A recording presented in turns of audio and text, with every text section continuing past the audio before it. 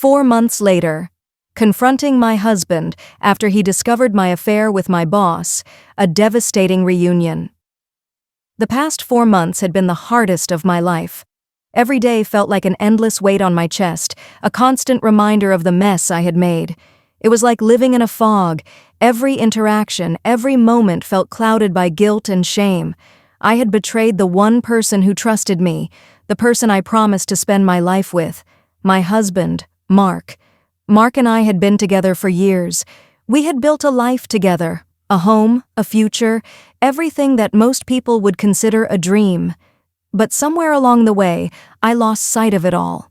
It started innocently enough, with long hours at work, late meetings, and the occasional shared drink with my boss, Daniel. But then one drink turned into two turned into more, and before I knew it, I was having an affair. Daniel was charismatic, intelligent, and everything my husband wasn't. He was everything I thought I needed. I told myself it was just a temporary lapse, a mistake, but as the months went by, I found myself sinking deeper into something I never intended to. The physical attraction was undeniable, but it wasn't just that. It was the emotional escape. With Daniel, I felt seen. I felt important. With Mark, it was different. The routine had become too comfortable, too predictable. I thought I was just bored, just needing something exciting. I never thought it would go this far.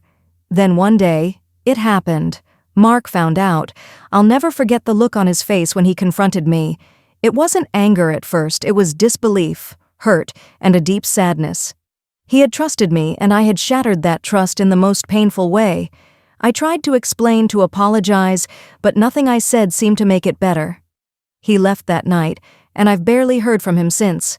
The 4 months that followed were filled with emptiness. I continued the affair with Daniel, but it was never the same. The guilt gnawed at me, and I started to realize that I was losing both men in different ways. Daniel, despite our chemistry, had his own agenda, and I knew deep down that he wasn't the answer. But Mark was the one I truly loved, and I had destroyed that. I tried to fill the void with Daniel, but even when we were together, I felt hollow. The moments of happiness, fleeting as they were, couldn't drown out the regret I carried with me. I had convinced myself that the affair was just about the excitement, that it wasn't a reflection of my relationship with Mark, but deep down I knew the truth. The affair had revealed something about me, something I wasn't proud of. I wasn't just seeking excitement. I was escaping the life I had with Mark, the very person I had promised to cherish. Now, 4 months later, I was faced with the most difficult decision of my life. Mark had agreed to meet with me. I didn't know what he wanted, closure, revenge, an explanation, but I knew it would be the moment that determined everything. Would he forgive me? Would he even want to speak to me again after everything I had done? I stood outside the coffee shop where we were supposed to meet, my heart racing in my chest. The wind cut through the air, but it did nothing to cool the heat rising inside me. I had no idea what he would say, but I knew that no matter how this ended, I had to face the consequences of my actions. I couldn't run anymore. This was my chance to try and make things right, or at least explain why I had destroyed everything we once had. As I pushed open the door to the coffee shop, I saw him sitting in the corner, a distant look in his eyes.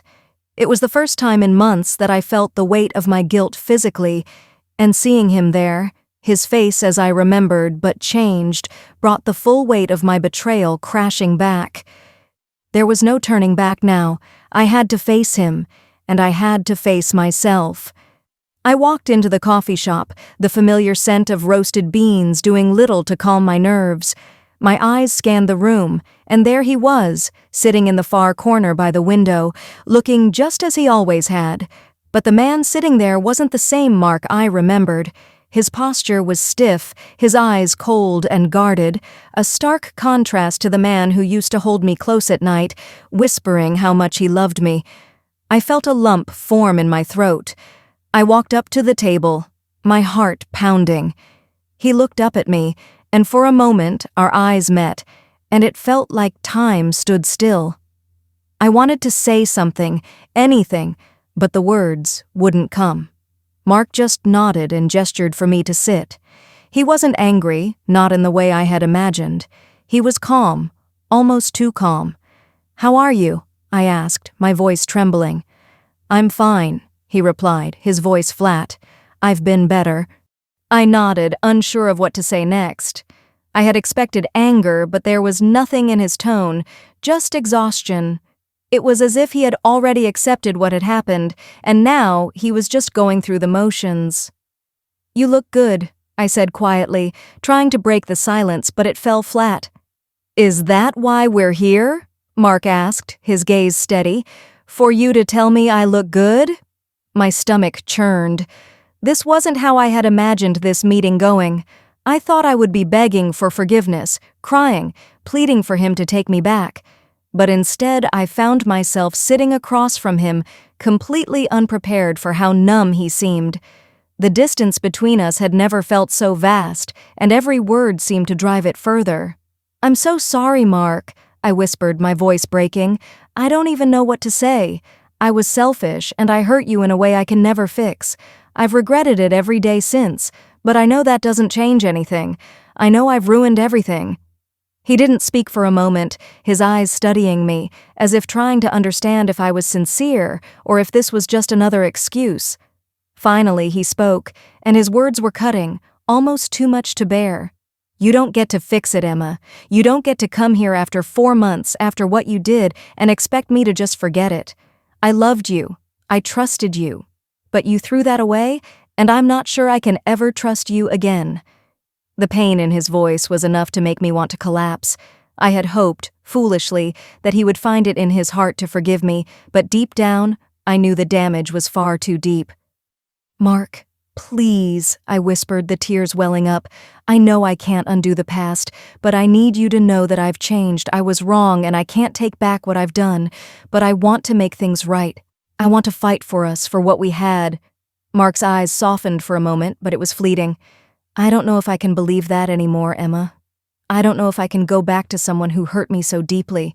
You've crossed a line, and I can't just pretend it never happened." I sat there in silence, the weight of his words sinking in. The hope I had clung to for the past few months was slowly slipping away. I had broken something beautiful, and no amount of apologies or promises could fix it. The person I had been before, the one who had loved him with everything she had, was gone. In her place was someone trying to pick up the pieces of a shattered heart, not just his, but mine as well. Mark stood up, his chair scraping against the floor, and I felt a rush of emotion flood through me.